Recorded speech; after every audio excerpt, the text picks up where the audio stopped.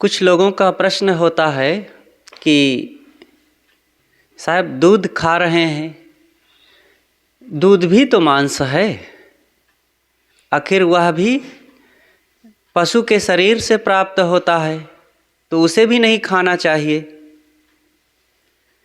लेकिन यह प्रश्न उचित नहीं है। दूध मांस नहीं हो सकता है। मांस और दूध में अंतर है।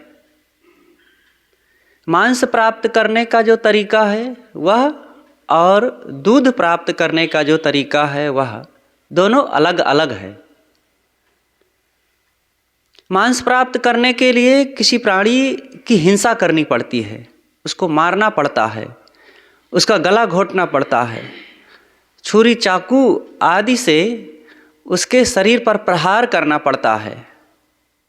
और दूध प्राप्त करने के लिए हिंसा नहीं करनी पड़ती है, बल्कि उसको खिलाया पिलाया जाता है और उसको अच्छी सुविधा दी जाती है और उस मादा को, उस पशु को खुश करके अनेक प्रकार की उसको अनुकूलताएं दे करके तब दूध लिया जाता है और तब दूध पैदा होता है। अगर उस पर प्रहार किसी प्रकार से किया जाएगा तो दूध होते हुए भी उस मादा का दूध सूख जाता है। खुश मादा ही अच्छा सा दूध देती है। इसलिए दूध कभी भी मांस के समान नहीं हो सकता है। तो कुछ लोग कहते हैं कि रूपांतर है, अब शरीर से आता है तो शरीर से आता है तो उसका प्रभाव आता होगा, लेकिन ऐसा भी नहीं है। हर चीज कारण के अनुसार ही नहीं होता है। शरीर में जो कुछ है शरीर से तो आ रहा है, लेकिन वो खिलाए पिलाए अन्न का प्रभाव है, ना कि उसके शरीर का अंग कट करके आ रहा है या रूपांतरित होकर के आ रहा है। ऐसा नहीं है।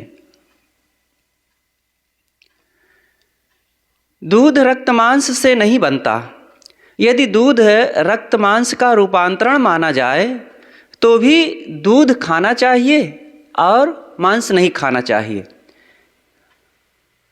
रक्त मांस का अगर रूपांतरण माना जाए तो भी दूध खाने में कोई हर्ज नहीं, यद्यपि ऐसा है नहीं, लेकिन कुछ लोग मानते हैं कि अगर रूपांतरण है तो भी दूध खाने में कोई दोष नहीं है, क्योंकि दूध खाने से किसी भी प्राणी को कष्ट नहीं दिया जा रहा है दूध प्राप्त करने में, और मांस प्राप्त करने में कष्ट दे करके ही वो प्राप्त होता है।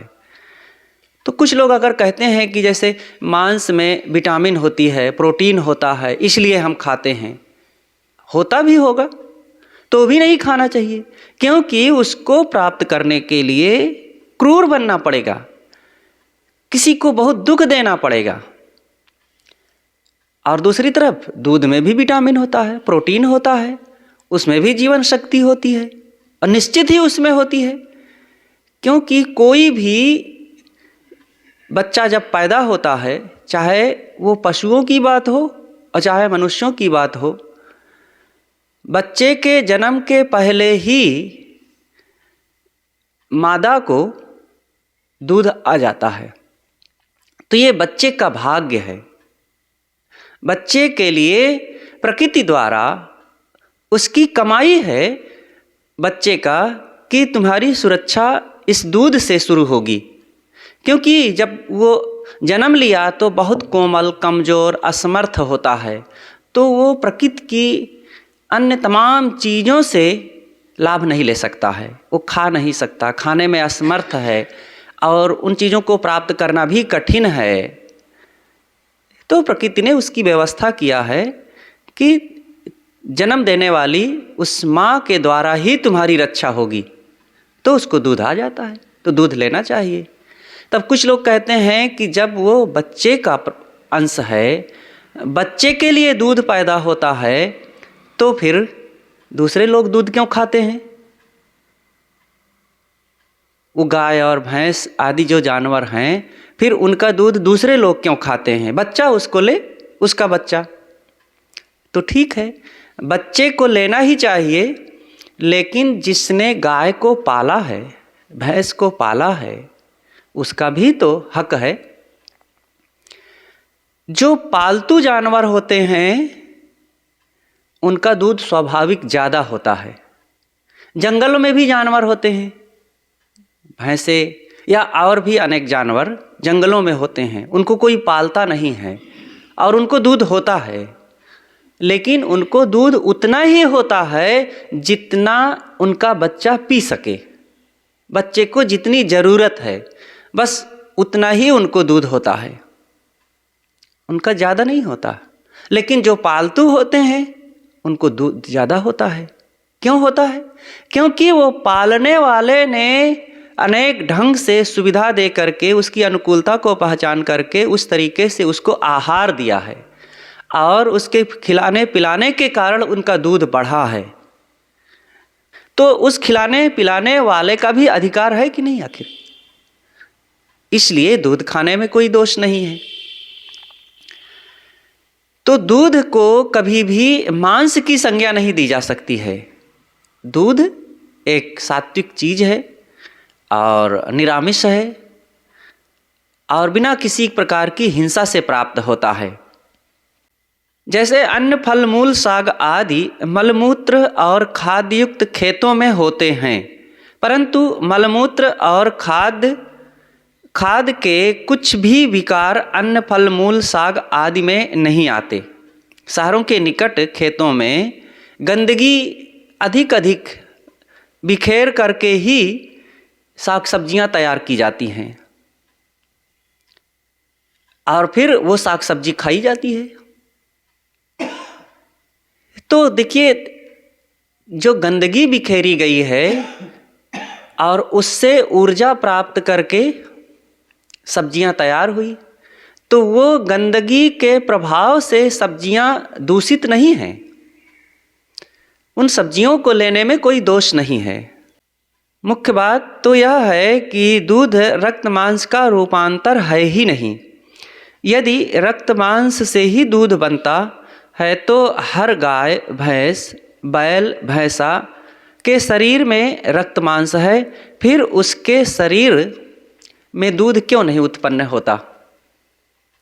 अगर ये कहा जाए कि रक्त मांस का रूपांतर है, उनके शरीर में इतना रक्त और मांस आदि हो गया है, इसलिए उसके प्रभाव से प्रभावित होकर के वो रूपांतरित होकर के दूध बन गया है, इसलिए दूध नहीं खाना चाहिए, तो ये भी तर्क गलत है। रक्त मांस का रूपांतर कैसे होगा? अगर रक्त मांस का रूपांतर है तो बैल के भी शरीर में रक्त मांस है, भैंसा के भी शरीर में है रक्त मांस, तो उसको दूध क्यों नहीं होता है?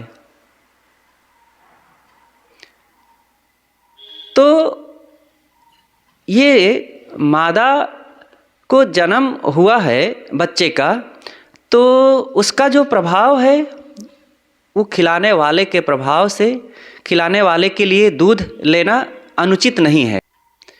दूसरी बात यह है कि दूध बच्चों का कर्म फल होता है, इसलिए बच्चा पैदा होने पर माता को दूध उत्पन्न होता है। जो घास चारा आदि खाद्य पदार्थ गाय भैंस आदि खाती हैं उन्हीं का रूपांतर दूध होता है, जिसके विषय में प्रत्यक्ष प्रमाण यह है कि खली नमक अन्न कपास के बिनौले पीपल के पत्ते महुआ इत्यादि अधिक दूध उत्पादक खाद्य पदार्थ यदि सायंकाल को गाय भैंस को खिला दिया जाए तो प्रातः काल ही वे अधिक दूध देती हैं। तो ये खिलाने के प्रभाव से है। शाम को अच्छा से मादा को खिला दिया जाता है हरा चारा और बिनौला खली आदि आदि चीज़ें, तो सुबह गाय को अच्छा सा दूध होने लगता है। तो चारा और खिलाने के प्रभाव से हुआ है, ना कि उसके शरीर के कारण, मादा के शरीर के कारण।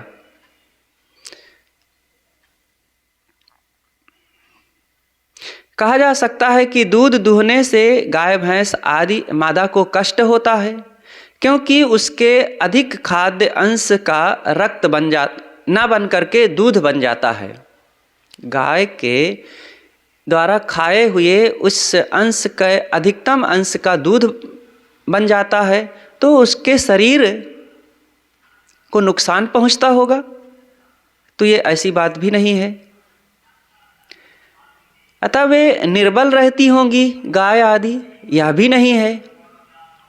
कई दूध न देने वाली गायें भी निर्बल रहती हैं, और दूध देने वाली गाय या भैंस या अन्य कोई भी मादा हो, दूध देते हुए भी वे मजबूत होती हैं। तो ये माना जाए कि दूध देने के कारण वे कमज़ोर हैं या किसी ढंग से निर्बल हो जाती हैं, ऐसी बात नहीं है। न्यायपूर्वक गाय भैंस का दूध लेना और खाना पाप या हिंसा नहीं है। हाड़ झरी झर गूध गली गली, दूध कहाँ से आया, सोले पाड़े जेवन बैठे, मटियाँ ही छूती लगाया। सदगुरु कबीर ने बीजक में भी कहा है कि हाड़ झरी झरी गूध गली गली, दूध कहाँ से आया। तो लोग इसका अर्थ ये लगाने लगते हैं कि देखो, कबीर साहब ने कहा है कि हड्डियाँ के रास्ते से और मांस, मतलब गूध, साहब ने गूध कहा है, मांस, तो मांस गल गल करके वो दूध बन करके आ रहा है और उसको नहीं खाना चाहिए। लेकिन ये इसका अर्थ नहीं है, ये अर्थ का अनर्थ नहीं करना चाहिए कहीं। किसी भी महापुरुष के, लेखक के मंतव्य को समझना चाहिए, वे क्या कहना चाहते हैं, आगे पीछे का उनका कथन क्या है।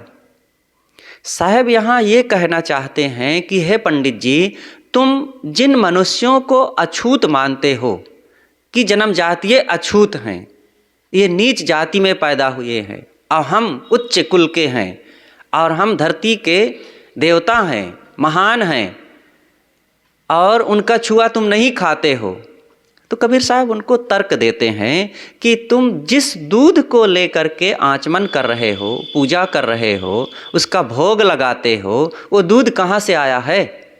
वो दूध तो किसी पशु के, मादा के शरीर से हड्डी को स्पर्श करते हुए मांस की नलियों से झरझर करके आया हुआ है, और उस दूध को लेकर के तो तुम पूजा करने बैठ गए और उसका भोग लगाते हो, उसको खाते हो। और फिर कोई जिसे छोटी जाति का कहते हैं, वो स्नान करके साफ हाथ से साफ बर्तन में साफ पानी दे रहा है, और तुम कहते हो कि अरे यह अछूत नीच जाति का व्यक्ति है, इसका पानी हम नहीं पिएंगे। तो कौन सी उसमें अशुद्धि हो गई है। जब तुम दूध ले सकते हो, गंगा के पानी का आचमन कर सकते हो, जिस गंगा में मच्छ कच्छ घरियार बियाने, रुधिर नीर जल भरिया, नदिया नीर नरक बहिया आवे, पशु मानुष सब सरिया। जिस नदी में मछली, कछुआ, मगरमच्छ, घड़ियाल, न जाने कितने जानवर वहीं बच्चा पैदा करते हैं, उनके सारे रक्त उसी में मिल जाता है, शहरों का नाला का पानी उसी में आकर के मिल जाता है, और नदी में रहने वाले न जाने कितने जानवर सब उसी में पैदा होते हैं, उसी में जीते हैं, उसी में मल मूत्र करते हैं, और उसी में मर करके सड़ के गल जाते हैं, मिल जाते हैं उसी पानी में। और उसी पानी को लेकर के तुम आचमन करते हो, पूजा करते हो, और उसमें दोष नहीं लगाते हो, और किसी के साफ हाथ से साफ पानी साफ बर्तन द्वारा दिया गया और उसको तुम अशुद्ध मानते हो। यहाँ पर साहेब उन जो छूत लगाने वाले, किसी को अछूत कहते हैं, छोटा कहते हैं, नीच कहते हैं, इस पर प्रहार करते हुए साहब ने कहा है। तो यहाँ कहने का मतलब ये है कि दूध गली गली, दूध गल गल करके, दूध मांस गल गल करके दूध नहीं आया है, मतलब मांस की गलियों से दूध झड़ झड़ करके आया है। गली गली, गल गल नहीं, वो गली, उस गली के रास्ते से आया है, ये इसका अर्थ है। तो दूध कभी भी दोषपूर्ण नहीं हो सकता। हाँ, किसी का मन नहीं है खाने का तो ना खाए, अच्छी बात है, क्योंकि दूध में भी अनेक निकालने का तरीका गलत है। अब जैसे कि दूध लेने वाले बच्चे को ठीक से ना पिला करके और अपना सारा दूध निकाल लिए, तो ये गलत है, ये हिंसा है। बच्चे को पहले ठीक से खिलाओ पिलाओ। हाँ, जब बच्चा बड़ा हो जाए और फिर खाने लग जाए तो कुछ पेट उसका दूध से भरो और कुछ चारा से, तब आप दूध ज़्यादा ले सकते हैं। लेकिन बच्चे को भूखा रख करके उसको तकलीफ दे करके और सारा दूध ले लेते हैं, ये गलत है। और दूसरी तरफ मादा को इंजेक्शन लगा करके प्रताड़ित करके किसी तरह ज़बरदस्ती उसको निचोड़ा जा रहा है, तो भी गलत है, ये भी हिंसा है और ऐसा दूध नहीं खाना चाहिए। इसीलिए कई संतों ने ये निश्चय कर लिया है कि हम दूध नहीं खाएंगे, क्योंकि आज का जो दूध है, जितना दूध की सप्लाई हो रही है उसमें कई विकृति है। एक तो यूरिया मिला करके दूध बनाया जा रहा है, सोडा मिला करके बनाया जा रहा है, और दूसरी तरफ मादा को प्रताड़ित करके ज़बरदस्ती दूध उनका निचोड़ा जा रहा है, तो वह दूध स्वास्थ्य के लिए अनुकूल नहीं हो सकता है, इसलिए भी नहीं लेना चाहिए। लेकिन जहाँ पर हमको स्पष्ट पता है कि हमारे घर का है, हमारे अपने लोगों ने साफ तरीके से उचित ढंग से मादा को किसी प्रकार का बिना कष्ट दिए दूध निकाले हैं, तो उस दूध को लेने में कोई दोष नहीं है। दूध अपने आप में ठीक है, लेकिन उसके निकालने का, प्राप्त करने का जो तरीका गलत है तो ठीक नहीं है। इसलिए दूध खाना अनुचित नहीं है। किसी का मन नहीं है खाने का तो न खाए, लेकिन कोई खाता है तो उसको ये कहा जाए कि ये हिंसा कर रहा है, तो ये भी ठीक नहीं है। अतएव गाय भैंस आदि मादा का पूरा पेट भर करके उसकी उचित सुरक्षा करके और बछड़े का पूरा पेट भरकर गाय भैंस आदि का दूध लेना कोई दोष नहीं है, लेने में कोई दोष नहीं है। कहा जा सकता है कि अन्न, दूध, महुआ, गुड़ आदि उत्तम वस्तुओं का रूपांतर होने से शराब उत्तम पेय क्यों नहीं। जब ये बात चली कि रूपांतर जो होता है, तो वो रूपांतर होने से वो पूर्व का कारण का दोष कार्य में नहीं आता है, अथवा कारण का गुण कार्य में नहीं आता है, तो फिर शराब आदि भी अन्न, महुआ, गुड़, अंगूर आदि चीज़ों का रूपांतर है, तो फिर उसको लेने में क्या हर्ज है, शराब को लेने में क्या हर्ज है। क्योंकि शराब को पीने से कई लोग कहते हैं कि एनर्जी मिलती है, कार्य क्षमता बढ़ती है, तो उसके लिए गुरुदेव जी लिखते हैं कि अगर किसी ढंग से थोड़ा मोड़ा किसी को एनर्जी मिल भी रही हो तो भी शराब नहीं लेना चाहिए, क्योंकि शराब थोड़ी सी एनर्जी दे करके वो बहुत कुछ हमारी छीन लेती है, हमारे मस्तिष्क को विकृत बनाती है। जो एक मस्तिष्क, दो प्रकार का मस्तिष्क होता है हमारे शरीर में, एक बड़ा मस्तिष्क और एक पीछे यहाँ पर सेरिब्रम जिसे कहते हैं, छोटा मस्तिष्क होता है। और शराब, कोई भी मादक होता है, सबसे पहले सेरिब्रम को प्रभावित करता है, छोटे मस्तिष्क को प्रभावित करता है, और वो कमज़ोर होता है, कार्य क्षमता उससे वहाँ घटने लगती है। बड़ा मस्तिष्क उस समय काम संभाल लेता है और वो काम करता रहता है। तो ये मान लेना कि शराब पीने से ये क्षमता आ गई है, ऐसी बात नहीं है। वो धीरे धीरे हमारी कार्य क्षमता को, आंतरिक शक्ति को, सोचने समझने की शक्ति को, और खास रूप से सात्विकता को नष्ट करती है। शराब तत्काल तो शरीर में उत्तेजना बढ़ा करके, नसनाड़ियों को थोड़ा सा जबरदस्ती उत्तेजित करके उसको तो चंचल बना दिया, कार्य क्षमता भी बढ़ा दिया। और किसी ढंग से देखो, जब कोई व्यक्ति गलत करने के लिए चलता है तो उसको शराब पिला करके ही उस काम में लगाया जाता है। हिंसा करने की चला, लड़ाई करने के लिए चला और कहीं, तो उसको शराब पिला दिया गया। शराब पिला देने से उसके अंदर का जो सेरिब्रम है इतना उत्तेजित हो गया कि अब सात्विकता उसकी नष्ट हो गई। उसके दया, क्षमा, प्रेम, सहिष्णुता आदि आदि जो सद्गुण हैं उसके नष्ट हो गए। अब उसको क्रूरता, कठोरता, हिंसा, हत्या करने में और कोई भी गलत कार्य करने में अब लाज शर्म नहीं रह गई है। तो अब वो करेगा निर्दयता और निर्लज्जता पूर्वक।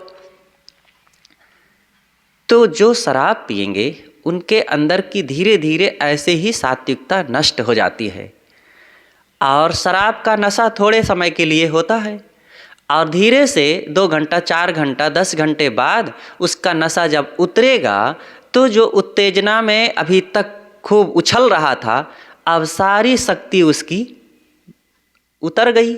अब वो हताहत होकर के, असमर्थ होकर के जहाँ तहाँ पड़ा रहेगा, कमज़ोर हो जाएगा और धीरे धीरे यही करते करते उसकी बहुत सारी शारीरिक क्षमता नष्ट हो जाती है और सात्विकता तो नष्ट होती ही रहती है।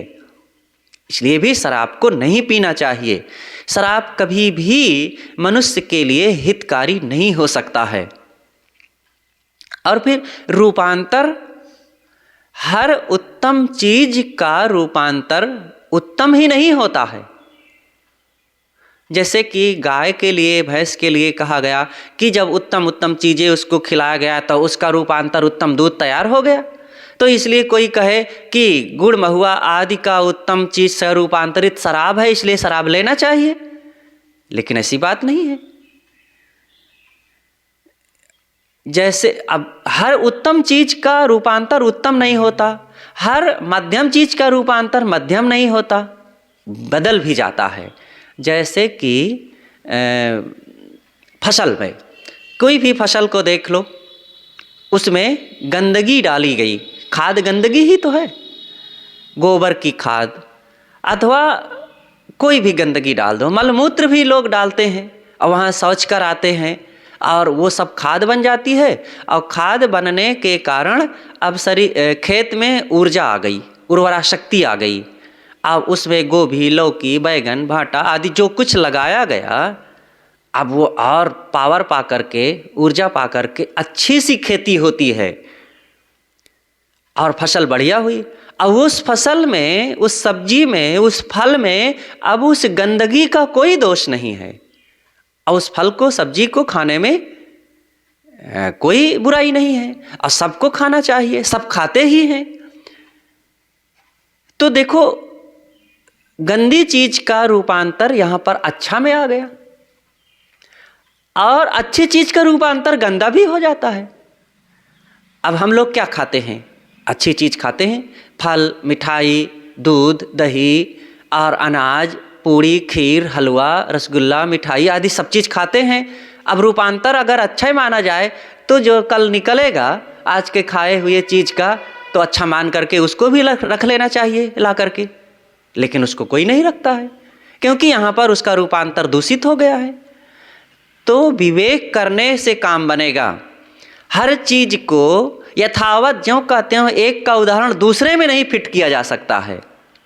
इसलिए शराब के लिए ये तर्क करना कि जैसे गाय आदि जानवरों को उत्तम चीज़ खिलाई गई तो उसका रूपांतर दूध है, मांस नहीं है, तो इसलिए हम महुआ, फल आदि से बनी हुई शराब को भी पिएंगे क्योंकि उसका रूपांतर है।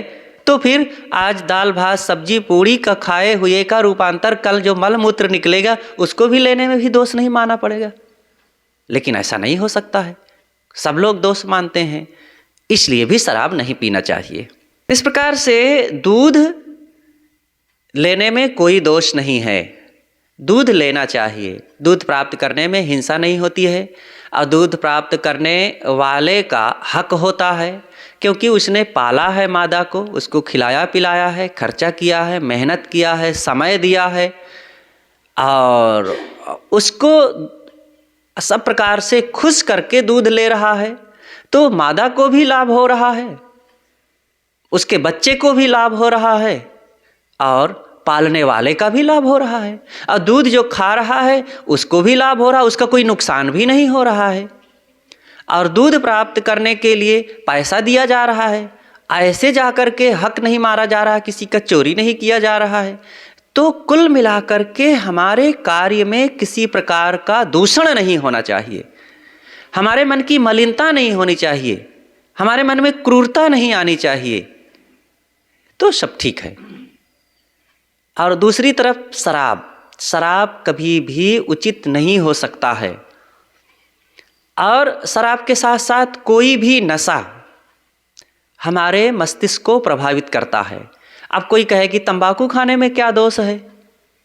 तंबाकू भी तो एक वनस्पति है, वनस्पति का ही तो प्रभाव है। तंबाकू कोई जानवर को मार करके थोड़े मिलता है, लेकिन जानवर को तो मारकर नहीं मिलते हुए भी तंबाकू में उत्तेजना होती है, दोष होता है। हर चीज, जैसे कि और भी अनेक चीज हैं। अब कोई कहे धतूरा तो वनस्पति ही है, तो धतूरा को भी खाओ, तो खाओ, देखो क्या हाल होगा फिर।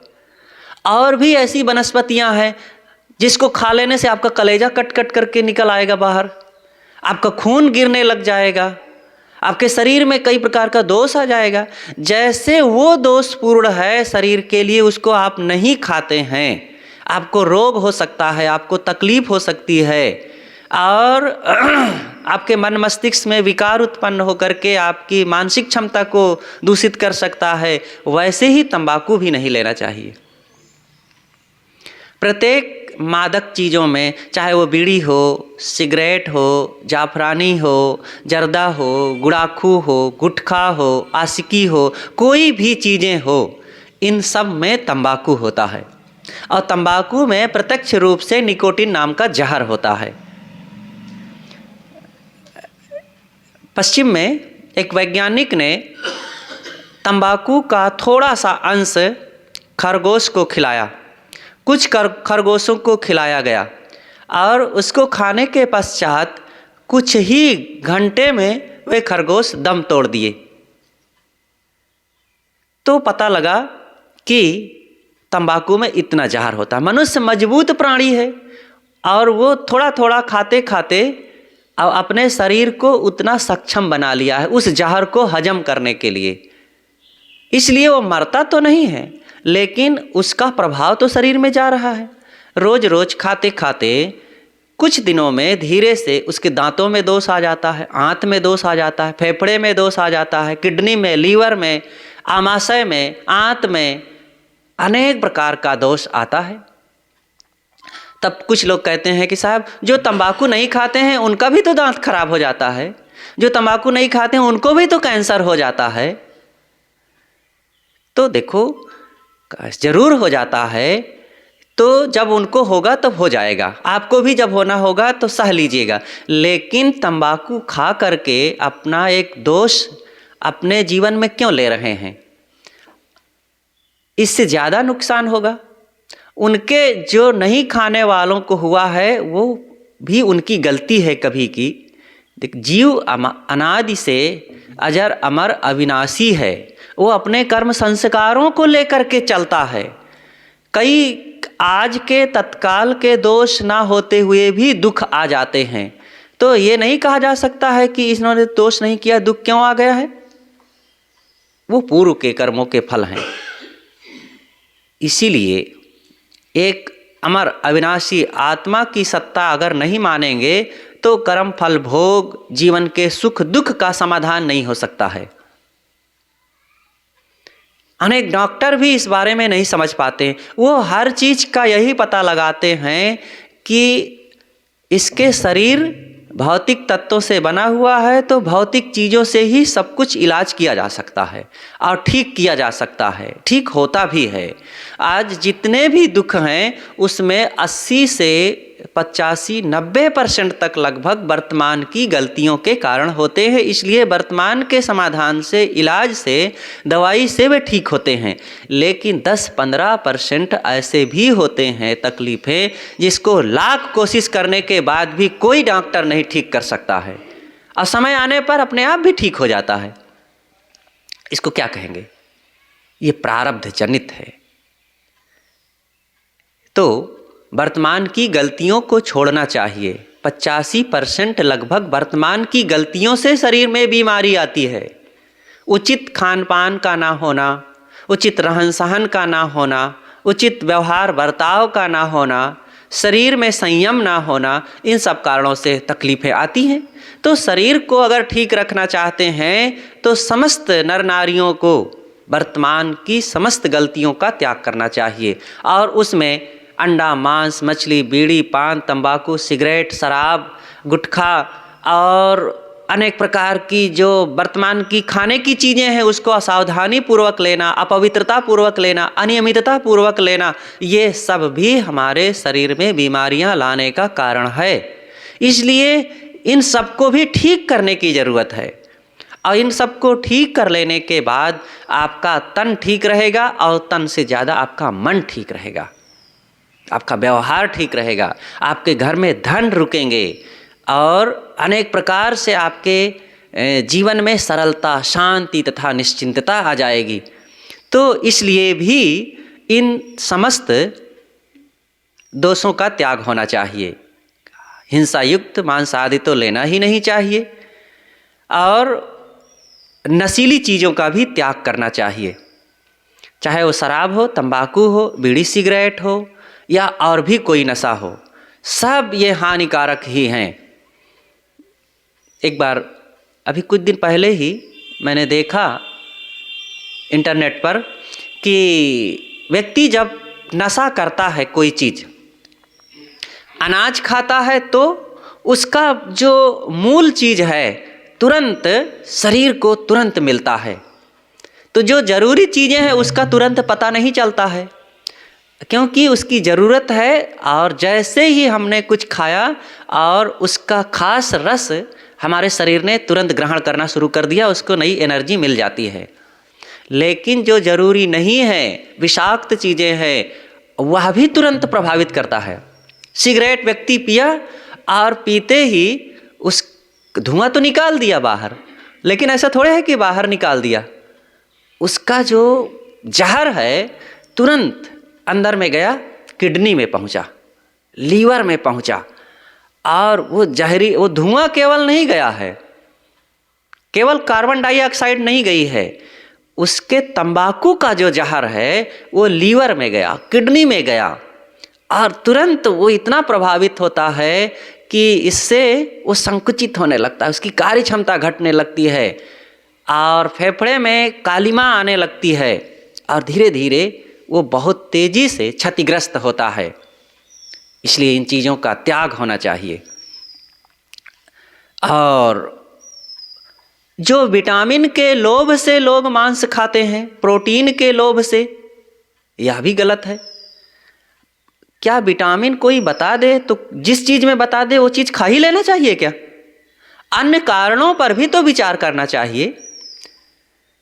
किसी ने हमें बता दिया कि अमुक के घर में धन है, तो क्या हमें ज़रूरत है धन ऐसा मान करके उसके घर में घुस करके निकाल लेना चाहिए क्या? हाँ, उसको लाने से आपका फ़ायदा भी हो जाएगा, आपके बाल बच्चों को सुविधा हो जाएगी, आपके घर में अनेक कठिनाइयों का समाधान भी हो जाएगा, आपका पेट भी भर जाएगा, अनेक फ़ायदे तो हैं। तो क्या दूसरे के घर से निकाल लेना चाहिए? दूसरे भी उसके नुकसान का तो पता चल रहा है, इसलिए नहीं निकालते हैं, नहीं लाते हैं, क्योंकि चोरी मानी जाएगी, अपराध माना जाएगा, और इससे हमें सरकार द्वारा, पुलिस द्वारा, समाज द्वारा दंड मिलेगा, ऐसा सोच करके हम नहीं लाते हैं, अनेक लाभ होते हुए भी नहीं लाते हैं। तो फिर मांस के बारे में ऐसा क्यों नहीं सोचते हैं कि उसमें कोई विटामिन का, प्रोटीन का शारीरिक लाभ होते हुए भी किसी की जान लेना पड़ता है, किसी की हत्या करनी पड़ती है, अपने को क्रूर कठोर बनाना पड़ता है, और मानवीयता का त्याग करना पड़ता है, तो फिर हम क्यों लेते हैं उसको? और फिर प्रोटीन, विटामिन आदि खाने की तमाम चीज़ों में हमारे देश में तो इतनी सुलभता है, दुनिया में इतनी सुलभता कहीं नहीं है जितना भारत में। प्रत्येक मौसम में 2 दर्जन प्रकार के फल मिलते हैं, प्रत्येक समय यहाँ पर अनेक प्रकार का दलहन, तिलहन और अन्य की चीज़ें वो सब उपलब्ध होती हैं, दूध, दही, मेवे आदि मिलते हैं, और यहाँ से नहीं मिलता तो वहाँ से एक्सपोर्ट होकर के आ जाता है। तो फिर भी हम मांस क्यों खाते हैं? ये केवल हमारे मन की गंदगी का परिणाम है। हम देख देख करके दूसरों को हमने उन क्षेत्रों के रहने वाले लोगों की नकल किया है कि जहाँ पर मजबूरी है मांस खाना, और उसकी नकल करके हम यहाँ सुलभ जगहों में जहाँ अनेक प्रकार की चीज़ें सब समय उपलब्ध होती हैं यहाँ लेने लग गए। अब जैसे कि किसी क्षेत्र में सब समय ठंडी होती है तो वहाँ पर सब समय कोट पहनी जाती है, रजाई ओढ़ी जाती है, कंबल ओढ़ा जाता है, आग तापी जाती है। तो अब उनकी नकल करके गर्म क्षेत्र वाले भी आग तापने लग जाते हैं क्या? गर्म क्षेत्र वाले भी सब समय टोपी और कोट और शाल, रजाई आदि ओढ़ने पहनने लगते हैं क्या? जब ऐसा नहीं करते हैं, आप वर्तमान के मौसम के हिसाब से जीवन को जीते हैं, तब वहाँ के रहने वाले के लोगों के खाने की चीज़ों की नकल क्यों किया जाए यहाँ? इसलिए भी हमें विचार करके वर्तमान में अपने खान पान रहन सहन को ठीक करना चाहिए, और जिन कारणों से हमारे मन में, तन में, विचारों में, कर्मों में पवित्रता आवे, उन कारणों को अपनाना चाहिए। अच्छी संगत में रह करके, संतों की संगत करके, अपने मन वाणी कर्मों को पवित्र करके आत्मबोध, आत्मज्ञान और आत्म शांति की तरफ चलना चाहिए। और यही हमारे जीवन की असली कमाई है, यही मानवता है, और यही मानवता की पुकार है, प्राणी मात्र की यही पुकार है। इसलिए हम सब लोग यही काम करें। बोलिए सद्गुरुदेव की जय।